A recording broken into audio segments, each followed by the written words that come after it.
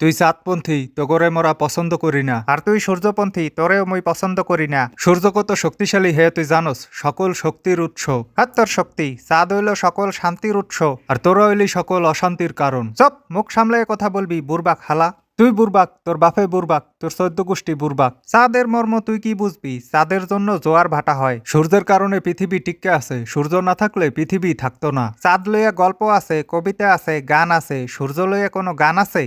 আছে না? পূর্ব দিগন্তে সূর্য উঠেছে, রক্ত লাল, রক্ত লাল, রক্ত লাল। ওটা সূর্য লইয়া গান বলদা হালা, ওটা দেশ লইয়া দেশত্ববোধক গান। তুই বলদা, বেশি কথা কইলে তোগরে পৃথিবী ছাড়া করমু। তোরা বেশি কথা কইলে তোগরে দুনিয়া ছাড়া করমু। চাঁদপন্থীদের ঠিকানা এই বাংলায় হবে না, সূর্যপন্থীদের ঠিকানা এই বাংলায় হবে না। খামোশ।